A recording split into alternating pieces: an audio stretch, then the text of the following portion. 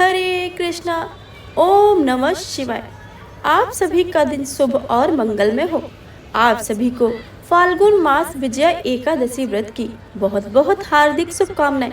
आप सभी के जीवन में लक्ष्मी नारायण की कृपा सदा सर्वदा ही बनी रहे, इसी मंगल कामना के साथ आइए आज श्रवण करते हैं विजया एकादशी व्रत की बहुत ही पावन कथा और साथ ही एकादशी माता की कथा, एकादशी माता की आरती। तो प्रेम से बोलिए गणेश भगवान की जय, लक्ष्मी नारायण भगवान की जय, तुलसी माता की जय, एकादशी माता की जय। धर्मराज युधिष्ठिर बोले कि हे जनार्दन, फाल्गुन मास के कृष्ण पक्ष की एकादशी का नाम क्या है तथा उसकी विधि क्या है? कृपया करके आप मुझे बताइए। श्री भगवान बोले कि हे राजन, फाल्गुन मास के कृष्ण पक्ष की एकादशी का नाम विजया एकादशी है। इसके व्रत के प्रभाव से मनुष्य को विजय प्राप्त होती है। यह सब व्रतों में उत्तम व्रत है। इस विजय एकादशी के महत्म के श्रवण से, पठन से समस्त पाप नष्ट हो जाते हैं। एक समय देवर्षि नारद जी जगत पिता ब्रह्मा जी से कहा, हे महाराज, आप मुझसे फाल्गुन मास के कृष्ण पक्ष की एकादशी का विधान का वर्णन कीजिए। ब्रह्मा जी कहने लगे कि हे नारद, विजय एकादशी का व्रत पुराने तथा नए पापों को नाश करने वाला है। इस विजय एकादशी की विधि मैंने आज तक किसी से भी नहीं कही है। यह व्रत समस्त पापों को, समस्त मनुष्यों को विजय प्रदान करने वाला है। त्रेता युग में मर्यादा पुरुषोत्तम श्री रामचंद्र जी को जब 14 वर्ष का वनवास हो गया, तब वे श्री राम, लक्ष्मण और तथा सीता जी सहित पंचवटी में निवास करने लगे। वहां पर दुष्ट रावण ने जब सीता माता जी का हरण कर लिया, तब इस समाचार से श्री रामचंद्र जी और लक्ष्मण अत्यंत व्याकुल हुए और सीता जी की खोज में चल दिए। घूमते घूमते जब वे मरणासत्र जटायु के पास पहुंचे, तो जटायु उन्हें सीता जी का वृतांत सुनाकर स्वर्गलोक चले गए। कुछ आगे जाकर उनको सुग्रीव से मित्रता हुई और वाली का वध किया। हनुमान जी ने लंका में जाकर सीता जी का पता लगाया और उनसे श्री रामचंद्र जी और सुग्रीव की मित्रता का वर्णन किया। वहां से लौटकर हनुमान जी ने भगवान श्री राम के पास आकर सब समाचार कहा। श्री रामचंद्र जी ने वानर सेना सहित सुग्रीव की संपत्ति से लंका को प्रस्थान किया। जब श्री रामचंद्र जी समुद्र के किनारे पहुंचे, तब उन्होंने मगरमच्छ आदि से युक्त उस अगाध समुद्र को देखकर लक्ष्मण जी से कहा कि इस समुद्र को हम पार कैसे कर पाएंगे। श्री राम लक्ष्मण जी ने कहा कि पुराण पुरुषोत्तम, आप आदि पुरुष हो, सब कुछ जानते हो। यहाँ से आधा योजन दूर पर कुमारी द्वीप में बकलदालभ नाम से मुनि रहते हैं। उन्होंने अनेक ब्रह्म देखे हैं। आप उनके पास जाकर उनका इसका कुछ उपाय पूछिए। लक्ष्मण जी के इस प्रकार के वचन सुनकर श्री रामचंद्र जी बकदालभ ऋषि के पास पहुंचे और उनको प्रणाम करके बैठ गए। मुनि ने उनको मनुष्य रूप धारण किए हुए पुराण पुरुषोत्तम समझकर उनसे पूछा कि हे राम, आपका आना कैसे हुआ। श्री रामचंद्र जी कहने लगे कि हे ऋषि, मैं अपनी सेना सहित यहाँ आया हूँ और राक्षसों को जीतने के लिए लंका जा रहा हूँ। आप कृपा करके समुद्र पार करने का कोई उपाय बतलाइए। मैं इसी कारण से आपके पास आया हूँ। बकदालभ ऋषि बोले कि हे राम, फाल्गुन मास के कृष्ण पक्ष की एकादशी का उत्तम व्रत करने से निश्चय ही आपकी विजय होगी। साथ ही आप समुद्र भी अवश्य ही पार कर लेंगे। इस व्रत की विधि यह है कि दसवीं के दिन स्वर्ण, चांदी, तांबा या मिट्टी का एक घड़ा बनाएं। उस घड़े को जल में भरकर तथा 5 पल्लव रखकर वेदिका पर स्थापित करें। उस घड़े के नीचे सतनजा और ऊपर जौ रखें। उस पर श्री नारायण भगवान की स्वर्ण या मूर्ति रखें। एकादशी के दिन स्नान आद्र से निवृत्त होकर धूप दीप नैवेद्य नारियल आदि से भगवान का पूजन करें। तत्पश्चात घड़े के सामने बैठकर दिन व्यतीत करें और रात्रि को भी उसी प्रकार बैठकर जागरण करें। द्वादशी के दिन नित्य नियमों से निवृत्त होकर उस घड़े को ब्राह्मण को दें। हे राम, यदि तुम भी इस व्रत को सेनापतियों सहित करोगे तो तुम्हारी विजय अवश्य होगी। श्री रामचंद्र जी ने ऋषि के कथनानुसार इस व्रत को किया और इसके प्रभाव से दैत्यों पर विजय प्राप्त की। अतः हे राजन, जो कोई मनुष्य विधि पूर्वक इस व्रत को करेगा, दोनों लोकों में उसकी विजय अवश्य होगी। श्री ब्रह्मा जी ने नारद जी से कहा कि हे पुत्र, जो कोई इस व्रत के महात्म्य को पढ़ता है, कहता है और सुनता है, उसको वाजपेय यज्ञ का फल प्राप्त होता है। इस प्रकार ब्रह्मा जी नारद जी को एक कथा सुनाकर अंतर्ध्यान हो गए। हे प्रिय भक्तों, इस प्रकार इस व्रत को करने वाला मनुष्य साधारण नहीं होता है, वह भगवान लक्ष्मी नारायण को अति प्रिय होता है। तो हे प्रिय भक्तों, यह थी आज की एकादशी व्रत की कथा। आप सुनिए एकादशी माता की कथा। तो प्रेम से बोलिए लक्ष्मी नारायण भगवान की जय, एकादशी माता की जय। एकादशी माता की कथा। सतयुग में मुर नाम का दैत्य उत्पन्न हुआ। वह बड़ा बलवान और भयानक था। उस प्रचंड दैत्य ने इंद्र, आदित्य, वसु, वायु, अग्नि आदि सभी देवताओं को पराजित करके भगा दिया।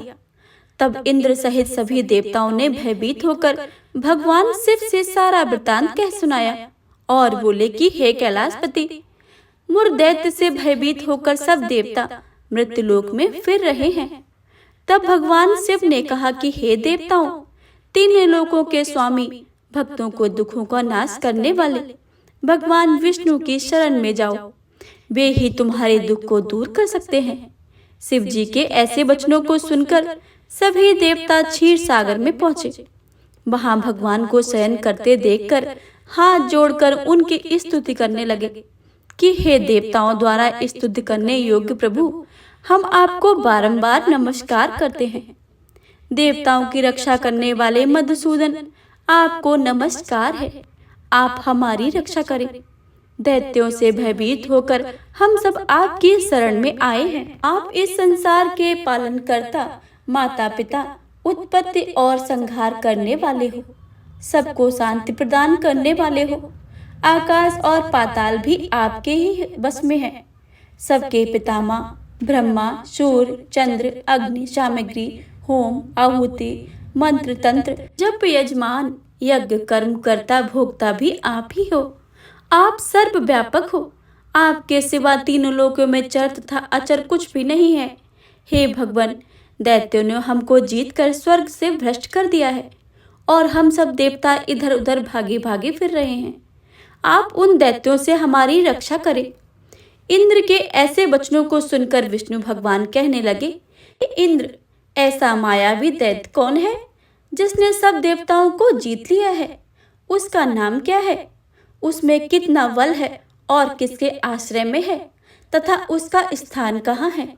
यह सब मुझसे बताओ। भगवान के ऐसे वचनों को सुनकर इंद्र बोले, हे भगवान, प्राचीन समय में एक नाड़ीजंग नामक राक्षस था। उसके महापराक्रमी और लोक विख्यात मुर नाम का एक पुत्र पैदा हुआ। उसकी चंद्रावती नाम की नगरी थी। उसी ने हम सब देवताओं को स्वर्ग से निकालकर वहां अपना अधिकार जमा लिया है। उसने इंद्र, अग्नि, वरुण, यम, वायु, ईश, चंद्रमा, नक्षत्र आदि सबके स्थान पर अधिकार जमा लिया है।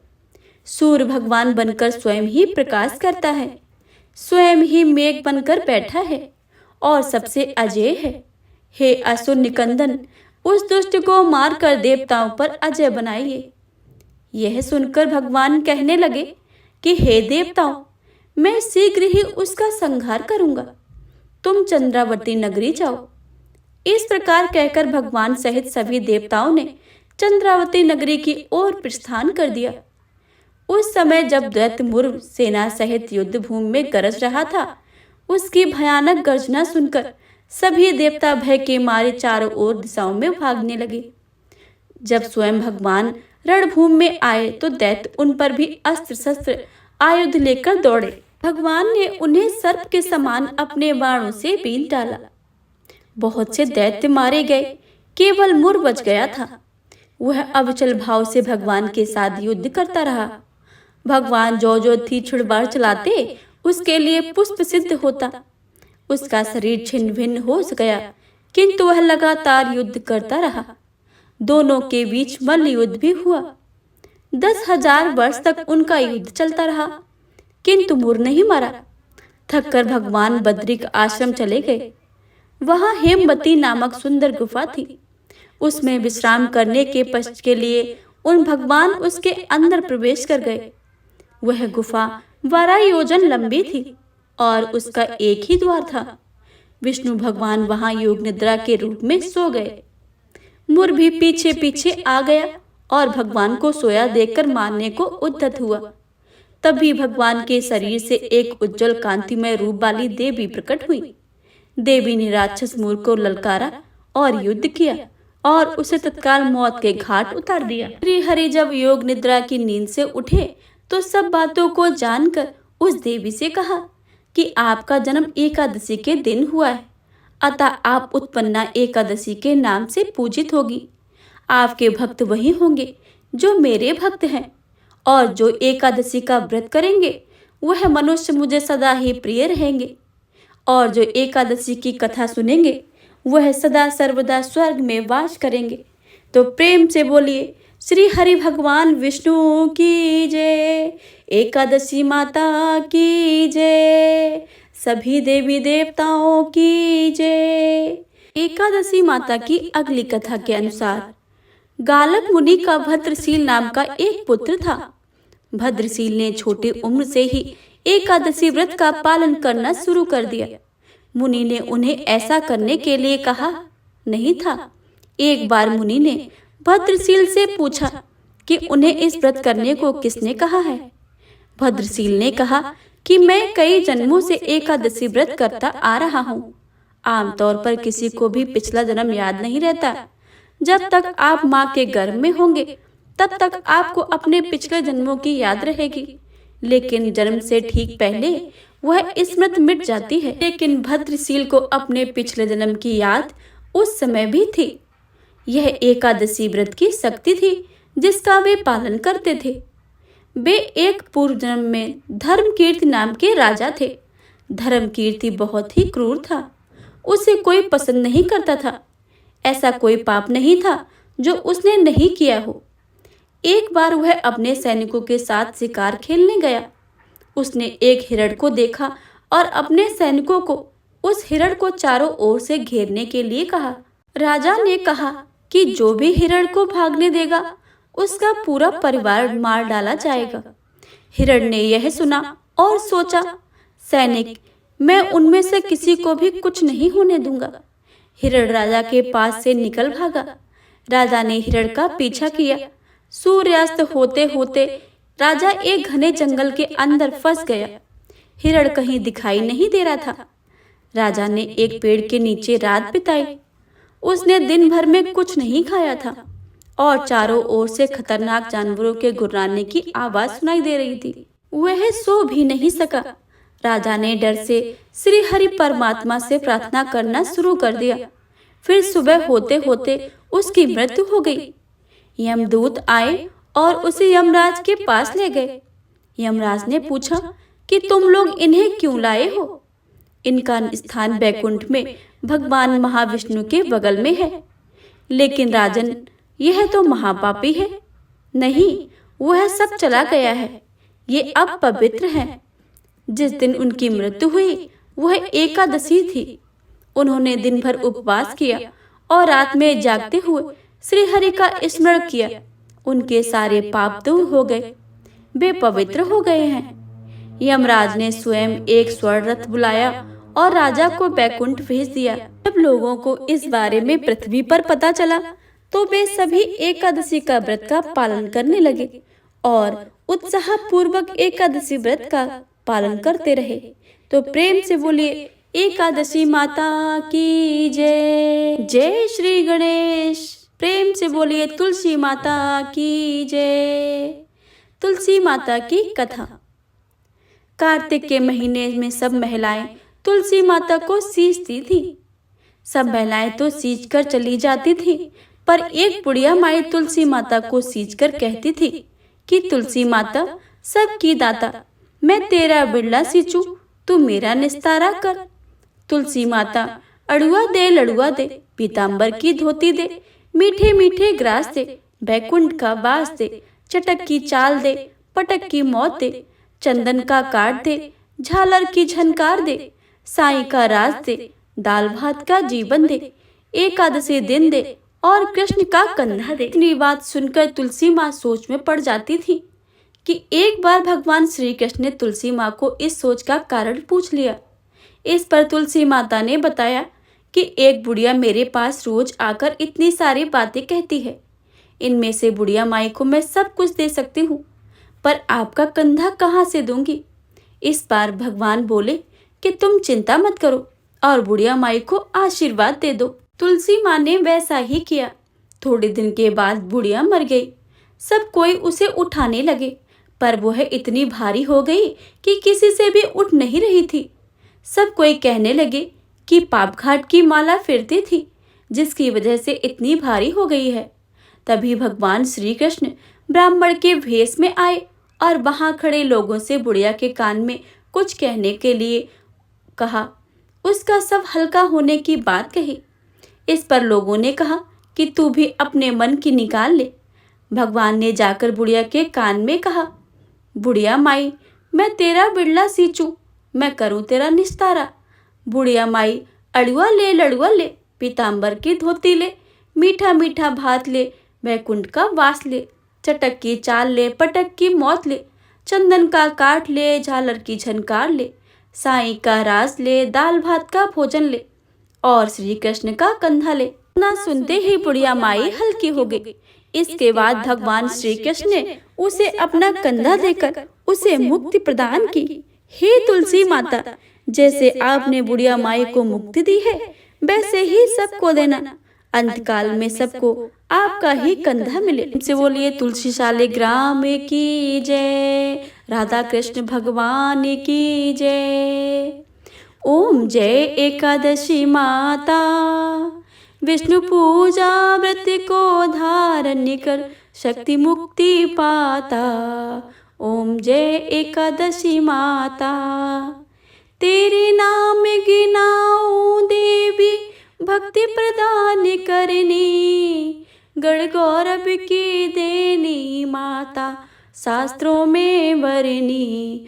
ओम जय एकादशी माता, तेरे नाम गिनाऊं देवी, भक्ति प्रदान करनी, गण गौरव की देनी माता, शास्त्रों में वरनी। ओम जय एकादशी माता, मार्गशीर्ष के कृष्ण पक्ष की उत्पन्ना विश्वतारिणी जन्मी, शुक्ल पक्ष में होए मोक्षदा, मुक्तिदाता बने आई। ओम जय एकादशी माता, पौष के कृष्ण पक्ष की सफला नामक है, शुक्ल पक्ष में होए पुत्रदा, आनंद अधिक रहे। ओम जय एकादशी माता, नाम 60 तिला माघ मास में कृष्ण पक्ष आवे, शुक्ल पक्ष में जया कहावे, विजय सदा पावे। ओम जय एकादशी माता, विजया फागुन कृष्ण पक्ष में शुक्ला आमल की, पाप मोचनी कृष्ण पक्ष में चैत्र महाबली की। ओम जय एकादशी माता, चैत्र शुक्ल में नाम कामदा, धन देने वाली, नाम बरथनी कृष्ण पक्ष में बैसाख महाबाली। ओम जय एकादशी माता, शुक्ल पक्ष में होए मोहिनी, अपरा ज्येष्ठ कृष्ण पक्षी, नाम निर्जला सब सुख करनी, शुक्ल पक्ष रखी। ओम जय एकादशी माता। योगिनी नाम आषाढ़ में जानो, कृष्ण पक्ष करनी। देवशैनी नाम कहायो, शुक्ल पक्ष धरनी। ओम जय एकादशी माता। कामिका श्रावण मास में आयो, कृष्ण पक्ष कहिए। श्रावण शुक्ला होए पवित्र, आनंद से रहिए। ओम जय एकादशी माता। अजा भाद्रपद कृष्ण पक्ष की परिवर्तनी शुक्ला। इंद्रा अश्विन कृष्ण पक्ष में व्रत से भव सागर निकला। ओम जय एकादशी माता। पापांकुशाही शुक्ल पक्ष में आप हरनिहारी। रमा मास कार्तिक में आवे, सुखदायक भारी। ओम जय एकादशी माता। देव्योत्थानी शुक्ल पक्ष की दुख नाशक मैया। पावन मास में करूँ विनती, पार करो नैया। ओम जय एकादशी माता। परमा कृष्ण पक्ष में होती, जन मंगल करनी। शुक्ल मास में होए पद्मिनी, दुख दारिद्र्य हरिणी। ओम जय एकादशी माता। जो कोई आरती एकादशी की भक्ति सहित गावे, जन गुरुदिता स्वर्ग में वासा, निश्चय वह पावे। ओम जय एकादशी माता। ओम जय एकादशी माता। मैया जय एकादशी माता। विष्णु पूजा व्रत को धारण कर, शक्ति मुक्ति पाता। ओम जय एकादशी माता। ओम जय एकादशी माता। से बोलिए एकादशी माता की जय। लक्ष्मी नारायण भगवान की जय।